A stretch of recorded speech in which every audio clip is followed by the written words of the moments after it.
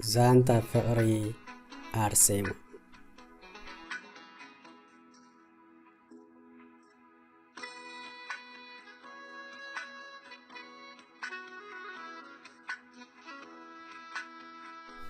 كل جزء كاب جزء أنا تمهرتي كاب تمهرت نجزء بينات ملالس محازو في خنت الزارب صوب بلان أب كفلي دهرت كفتبل أب جزء عرفتي مبزحت جزء كاب كفلا أيتوت سنة وين توت أخ أب حدا تلك إلى مزن أخ كوياك الله لسه تعذابي تخون من محرت يكون لك خفلا ولا حدا سبق غالبو أهواني ورنا حنساب سي تجبرو شبات كأداد الديفيزا اندار عايز الله يسولا زوازها جزء كتسمامك أنت فتنت يقداس سلازي خيلا نابشو أكيدا وي أب كفلا وينا دمزات فيها تنخني خاتوكي أنت هبين كيلو زحتا سبيلا عودات يكونوا على دكة تمهرتا كلا جزء تزيكنو كم سوكا أيقوس رواني أن حنسا مس خسر دخل هنقول يقولوا أن حنسا أمريكا ما يتفلت دخل راسح أن يخنا كرح أندابلو بينا يفليوا عزوا ودكم تداريوا جيرو رئاسة عملت كوينيا ولا مسبب كتلال أنت دليت نعاك فأتدأ من كل حكم لأنك بدسلي أندابلت نفسها تودع مملسة تستماصل أن حنسا بمس فتاري تبقاس فتاري نخوارد نصرف أنت هتكبر فتير كان أندابلت نفسها كترهت كتطفأ كان دي زي تدنادنت بقرمي أن زحل سبب دفيرا كتأمت آيت خيلنيا أمباركا كم زيقال زبلوا أندا مسلا بقرمي أكب سبن أب أكب وزا كتكيدمو زي السبي مكنياتو كسها أوكا قالوا أنت سميعا بزعات رح الزارو سلاز مسلا عطازا كفاياتي أنت هتكبر ميزي أندابلو يتصرفا كنو سلاز معا أن حنساب أتا تمهرتي دمو كقوارص تبلمو كند أبون عدم كنا قرن سلمان سكران كبلت فول ماستيكا عند شدت تمهرا زلا عدي أبكري أنت سلت قدر وشت أبهررو كيف توت نبي تمهرت تملالس أب تمهرتا نفعتك أنت نبرت تزعطات كم تحمل جيرواي بجيجا أبجت أنا حجوز سمعت تنصواري ويفلتني مش كتسها فشغل آخر نمخانو تفلدوت خون منفسا مرة تداخيمي نسل من باريات نبر زلا انبر ترجو من بارنا عين تاني أبحانقولا كل جزء زملاتها نقر انتلو أنا دخا كفأتي فترة من كقدس لي من كل حكب النزول أبا حلفت سيمو كابقولنا أي فلياني يوى كل سبب نناتو تساقم صبح ما قولني كم زلو حشخ زبلا سينا عمنا يبينا تسألم عالم كابتو قاز بزوح جير الله خفأ نقرات لأعمى هنا كله كيدا تستنفل سلزي بلا أتأنكو كتجورات مبكاي ترحيا ندعا كيتم آخرا أبتر أسس أجمات أجم تسخلا سلزي دلي كله أب كبدا جيرات كنزو أبزي أدمي بتدقاقامي نحساب نفسها سأريد سريع أوف أنت تبلا متروتات متورورت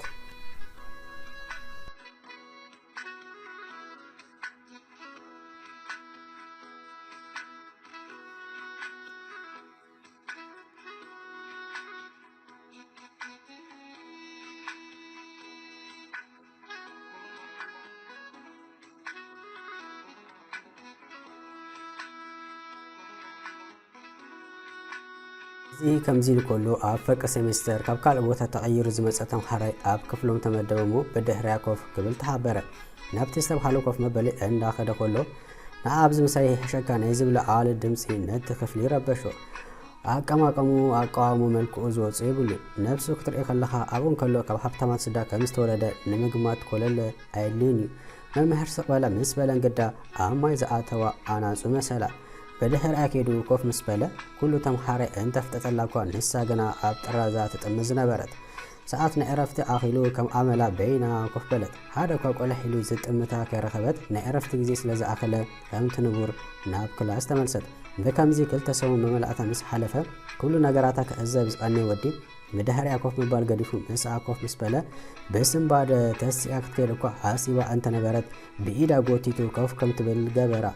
فتصومي بحال شوي من قبل أنت ولاك فتصيما كامل ستلون دنن أبزحت بحكي تقدسة بورس أسحيبو مستناتا جيرو سليدا كتمت جمرة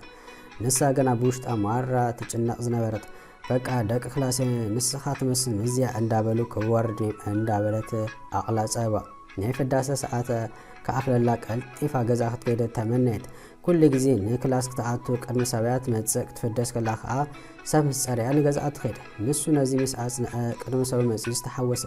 دقة خفلا مصر أيوة كابتاز فرحتا يوصتن زلو تصرفتات مس أزنا ولا عند قيت نابش آكلا تنخني خبخيت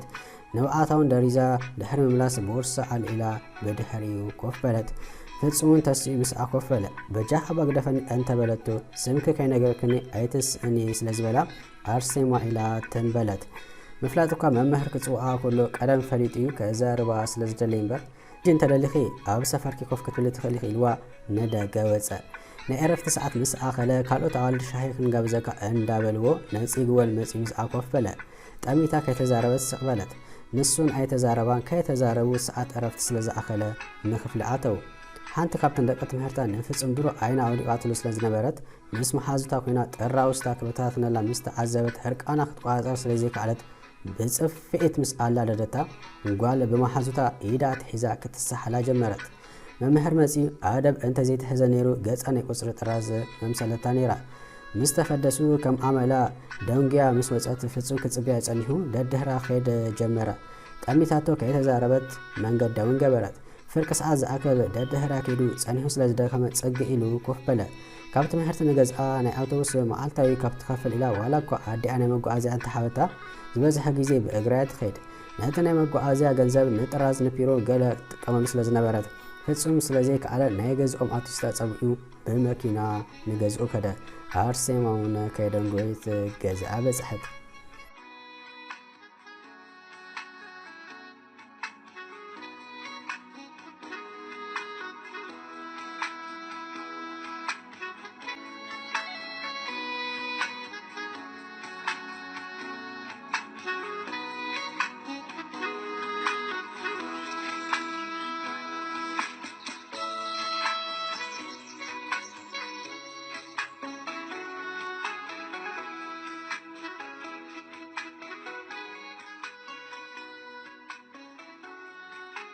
نسمم ملعتا ولا حنت كتزراربو اب كفل مس اكوف يبل اب عرفتي نستفدسو لدحر عند هدا قرم منغدي اب فاني واي ملس نتا مكنا كنتا غالغدا كام فرح اداو علتن هانسا كابزودي انت زيرحكي باودات كاطقتا كيتلا هانسا كابزي بيت مهرتي كسوكي انتاي كزي تبلا ارسيما كابت مهرت تفديسا كم عملو فصم ددحر اخيد مسعيت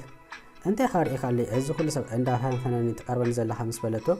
انت هيقول لك تشاو طرح إلو عنفت غيرو منقدو جبرة وشتا قلنا حاجوس منفسك هزورق تفلتا سابكوين زاربني رخيبا عند بلد بنايت حاجوس منفس نجاز عابس حد نتصب بحيتو أم منقد صنهن أتن دك خفلا آجتا أنت نسخسي كابزو دير حقي إلى كم راح أبي عند بلد مس آجوات أثلا أرسيما منقد أوكا خدجب أنت دليت سحيبا بورس أكابا أوريدان تقرا وسط عم آخر قلنا بتاعتنا أزي حسي ما أجنا يسبيك له إلى بقويا كابتوتا تسورا نبعت سلس أرا حنا عند بلد تقرا وسط آخر كبا نابكف لا بسحت مسكنتي كل زجات أمات سجم بينات صور فتسوم نجز عاتوكير مست أمتاك توكي كم سنة سلازة استفهالك أنت كم زخنت مسحاتها بسم كنت أجمع تركب سلازة لا كرح الله أنت حبرتك كسم عايك علن كرح أكيد أكون كنت قرب كزلخو زمان زلوا تمحرو تدمع يوم كان داخل سلازة ميسم مسح كل لازم راسكو عند بلا سوفت أو صحابة كي تزاربت قبيلة جزء أنت دريزة بفين استراح حلفة ندق كتقام الجمرات أنت يكون ديفيزا هي كرات أما خشبت تمسي مسولا كابتن دقت أزواج نبرت جزء عملي ستمت قبيلاتو تنبلد نسو جنا أكتم سلي بس لازم نبرة نأه كي مسولا دخلنا تسلز آخرة نبعت هنا أنا كملا مصر آية عربي لقدر في إلو سقبلة عرفت أخيلو بينا كوف إلى كلا باستا مسكوكا هزو نسمو إيدو زرق هلا أميتا سقبلت إذا سحبو حبامو أبتقى كوف بلا كي تزاراربو نعرف تسعى دارقا سلز أخلا نتناي كوكا تأرمس بحابر نابت اندا شاي أبسيهم نخفلو مكدو دحر سمون كابتن هرتي تفديسا غزا بصحة عامتا مسبلت إيو غزا كتسرح إلى بورس مسكفتت استطعال نجر سلز رعيت انتا يندابلت مسكفتتو هادش ديفيزا مسرعيت بقصبت أو حنقو لازمت فتصومي أمبارك أقنكي كنده يخون دابلي يحاتا سلز نبرا كتحقوز دا والاس كتحزن سمئتا تفرارق ከመልሰሉ ዶ ዋላስ ኢላ ተማተአትሞ አዲ አካብ ስራሕ ክሳብ ተመጽ ተጸብያ ኩሉ ምስ ነገረታ ባለ ብረክቲ አምላኽ አይነ ስለዘለይ በመንታይ ገይሩ ከም ዝረዳአካ ስለዘይፍለጥ ናይ ፈጣሪ በረኸት ከውን ስለዝኽእል አመስቲን ከተኸለኒ ስለዝበለታ ንጽባሕት ተኸዲና መስከረት ደቅ ክፍላ ዋው እንዳበልክ እዘዋ ድሕሪ ምስና መቀናቀንታ ገዳ አትለማኒት ካበይ ከምጽኺ እዚ ዲቪዛ ፍሉጥ ነዚ ሸኮይና ወዲ ድኺ ገዛአሊልኪዮ ለማኒት እንዳበለት ደጋጊማ ጸጉራ እንዳመጨት ምስ ተዛረበት አደይ ቁር ነፋስን ለይትን ካይበለት ሰሪሓ እንዳ አቤት ምስ ለማኒት ክባህል እንዳበለት ሕርቃና ክትቋጻር ስለዚህ ቃለት ክትጸፋ ኢዳ ወስ ምስ በለት ገዳ ፍጹም መጽ ሃዛ ንአኺ ለማኒት ለክሲ ረአዩ አብ ምንታይ ከም ትነብር እንዳበለ ፎቶ አርአያ ንስኻ በላ ካብ ደሕጂ ገለ ምስ ትብልያ ፕሪንት ገይረ ኣብዚ ክፍልክ ልጥፈ ሃብታይ ሜዶ ኣብ ኣነ ዝበለ ፕላስ ዝቕመጥ እንዳበልክ ሰብ ኣይተታለሊ እዚ ጫማታት ቦርሳታት ካብ ደገ ዘውትኸ ተለቂሕከ እንዳምጻኺ ናይ ነፍስኻ ከበለት ክንሰብ ኣይተናሹ ምስ በላ ኣብ ጽፍራ ክትኣቱ ደሌት አርሴማ ግና ኣብ ህይወታ ሙሉ ብጀካ አዲ አካል ዝከላከለላ ሰብ አጋጢሙዋ ስለዘይፈልጥ ሕጉስ በለት ነታ መዓልቱን በሓጎስ ሓለፈታ በቃ መዓልቲ መጸ ከይተፈለጣ ናይ ሓጎስ መንፈስ እንዳ ኣሰላ መጸ ገጻ ብጌጋ ፍሽኽ ኢሉ ዘይፈልጥ ዝነበረ ከም ዳይመድ ከንጸባርቕ ጀመረ ፍሽኽ ኣብ ዝበለትሉ እቲ ተሓቢኡ ዝነበረ ጸባ ዝመስል ደርጊ ኣስናና ኣበይ ደኣ ተሓቢኡ ሃጊዩ ዘብል ኮነ ኣብ መልክዓ በፂሕካ ጽብቕቲ ኣይኮነትን የግዳስ ብገንዘብ ዘይትመን ብመልክዕ ዘይልወጥ ውሽጣዊ ጽባቐስ ኣለዋ ካብ ትምህርቲ ምስ ተፈደሱ ግድን ናብ ሓደ ቦታ ክንከይድ ኣለና ኢሉ ሂዝዋ ከደሙ ጸጉራ ከም ትምሸጥ ገበረ ካብቲ እንዳመሻጥት ምስ ወፀት ንዝረአየ ከኣምን ኣይከኣለን ጸጉራ ኣኻሊላ ብዙሕ ኣይትግደሰሉ ዝነበረት ሕጂ ግዳ ነቲ ዳርጋ ኣብ ማእኮራ ዝበፅሐ ጉራ ናብዝን ናብትን ንፋስ ምስ ኣበሎ ፈዚ ዝተረፈ ማራ ተሓጎሰ ንአና ይሰረፈክ ነገር አለ ኢሉ እንዳ ክዳውንቲ ሒዙ ከይዱ አይደለን እኮ አንተ በለቶ በኃይል ይገዛላ ጀመረ እንዳ አቃነት ምስ አርአቶ ከይተገረመ ይተረፈን ዋው በለ መልሳ አደንገጸስ አንድ ሃን ዝሆነ ክዳን ምክዳንሲ ኩሉ ምሉ ተደማሚሮ استدወለ ነፍሳ እንዳ ዘከረ ከብዱ በለአቶ ካብዝን ለዓሊ ከተሓገዛ ምስ ነፍሱ ቃሉን አቶ ካብ ሓደም ክልተ ሰለስተ ቀያር ምስ ጫምኦ ሓድሽ ናይ ትምህርቲ ቦርሳ ገዛላ ተምሓራይ ዶ ኣይኮንካን ገንዘብ ካበይ ተምጽአለኻ እንተ በለቶ ንአና ይጥራሒሉ ሒዙ ወፀ ነትምህርቲ ምስከለት እቲ መጀመርታ ንሳን ጸጉራን ቦርሳን ጫምአን ተደማሚሩ ዋል ሓደ ሰብ ከለላይ ከአለን ሓዳስ ተማሓሪት ዝመሰለቱም ጸኒሖም ግና ንሳ ምዃና ምስ ፈለጡ ከይተገረሙ ኣይተረፉን አርሴማ ቀስ እንዳበለት ሰብ ቀን ኢላ ክትጥምት ጀመረት እቲ ቀደም እንታይ ክገብር ተፈጥያ መጸባጥት ዓለም ከምዘይ ትብል ዝነበረት ሕጂ ግና ንዓለም በበቆርብ ከተስተማቕራ ጀመረት አቀዲማ ንኽፍሪ ተኣቱ ኣትያም ቤና ኮፍ ትብል ጸኒሓውን ሰብ ምስ ጸረረ ቤና ትኸይድ ከምዚ ነበረት ሕጂ ግዳ መዛረብ ተረኺባ ማዕረሰባ ተሰራት ዝኾነ ነገር ምስ ዘጋጠማ ከም መዋልታ ኮይኑ እንዳተኸላኸለ ናይ ክረምቲ ጊዜ ኣኺሉ ቤት ትምህርቲ ተዓጽወ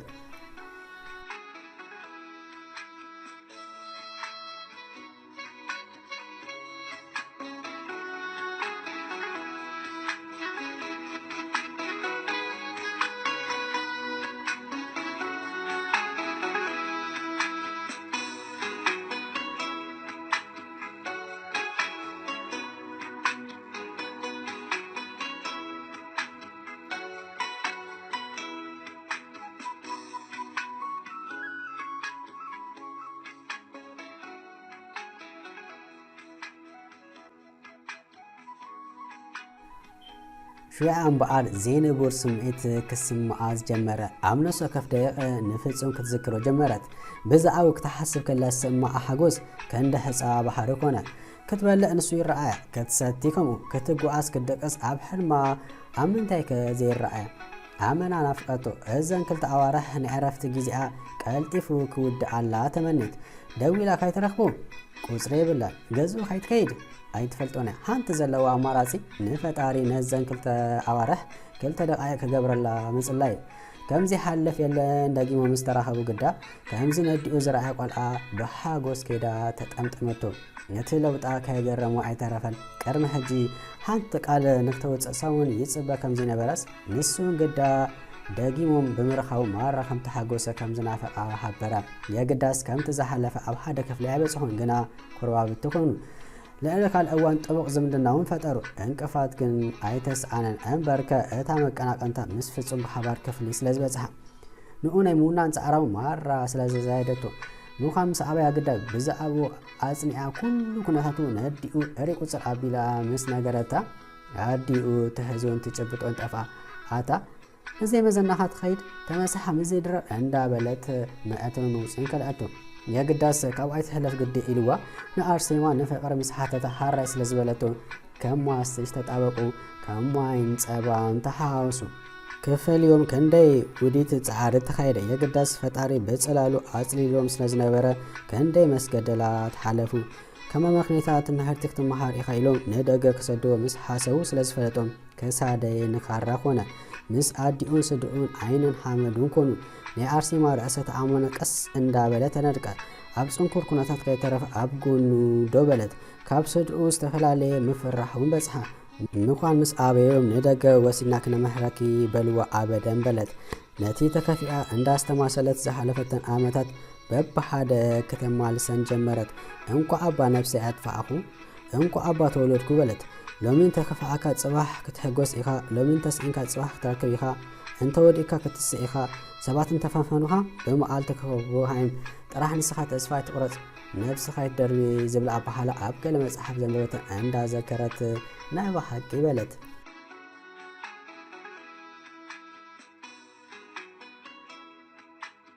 ምሸት ኣዲኣ መግቢ ሒዛ ስለዘይ ከደት ክተብፅሓላ እንዳኸደት ከላ ኣብ መንገዲ ዝወደቐት ዕብይ ዝበለት ናይ ኢድ ቦርሳ ረኣየት ናብቲ ቦርሳ ጠመተት ናብ የማን ፀጋም ናብ ኩሉ ኣቋመተት እሞ ከተልዕላ እኳ ሓሲባ እንተነበረት እዛ ጓሌ ዜናት ክንብረት ፈፂምኪ ከይተልዕሊ እንዳበለት ዝዕቤት ኣዲኣ ስለዘከረት ኢዳን እግራ ኣኪባ መንገዳ ክትገብር ሓሲባ እኳ እንተነበረት ህልና ግና ኣልዕልያ ኣልዕልያ እንዳበለ ስለዝረበሻ ኣልዓለታ ጸላም ስለዝነበረ ማንም ሰብ ኣይረኣያን ቀልጥፍ ቀልጥፍ እንዳበለት ሰጊማ ኣብ መበል ሳልሳይ ኣንጎሎ ምስ በፅሐት ግና ክትሪኣ ስለዘስተሓንጠየት ከፊታ ምስ ረኣየት ነዚ ረኣየቶ ክትኣምን ስለዘይከኣለት ሰንከልከል ኢላ ንድሕሪ ገጻ ወዲኣ ፌንቲ ሰርሐት እቲ ዛሕሊ ግዳ ጸፍኢ ምስ ሓደጋ ቀልጢፋ ተበራበረት እሞ እቲ መጀመርታ ኣበየ ዘለኹ እንዳበለት ድንግርግር እንተበላ እኳ እቲ ኣጋጣሚታት ስለዝተዘከራ ተቀላጢፋ ናብ መሬት ምስ ረኣየት ስልጣንያ ካብቲ መትሓዚ ወፂኡ ኣብ መሬት ዛሒሉ ተዓዘበት ብዙሕ ከይተገደሰት ነታ ዝረኸበታ ቦርሳ ጠመት ምስ ኣበለት ተመስገን ኣምላክ በለት ካብቲ መሬት ተሲኣ ክዳና ነጋጊፋ ብቕፅበት ካብቲ ቦታ ተሰውረት ነደይ ብዛዕባ ዝቦርሳ ክነግራ ደዋላስ ትምክብል እንዳበለት ብዙሕ ምስ ነፍሳ ተማኸረት እሞ ኣብ መወዳእቱ ግዳ ግድን ክነግራ ኣለኒ ስለ ዝበለት ፍጥነታ ብውሳክ እንዳላሕልሐት ናብ ኣዲኣ ውትፍ በለት ኣዲኣ ንጓላ ምስ ረኣየት ማራ ሰንበደት እምበር ኣዋሉ ዝግወያ ስለ ዝመሰላ የግዳስ ነዲኣ ነታ ቦርሳ ምስ ሰርዐት ኣዲኣውን ብቕፅበት ፌንቲ ሰርሐት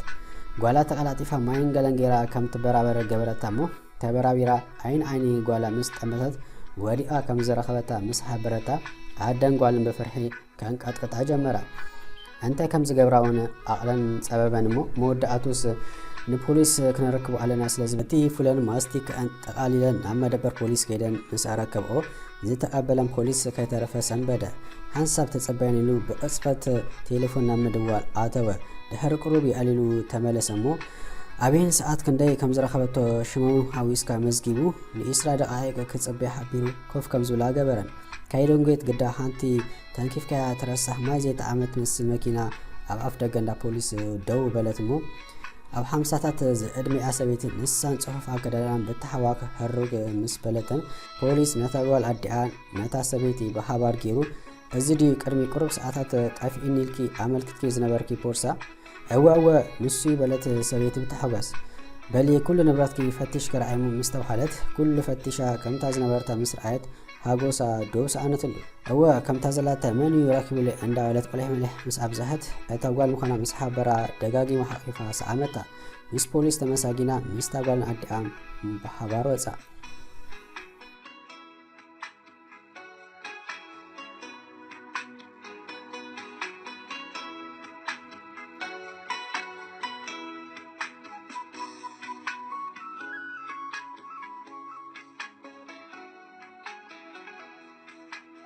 ደገ ምስ ወፃውን እታ ሰበይቲ ኣመስጊና ምስጋብ ሰኣነት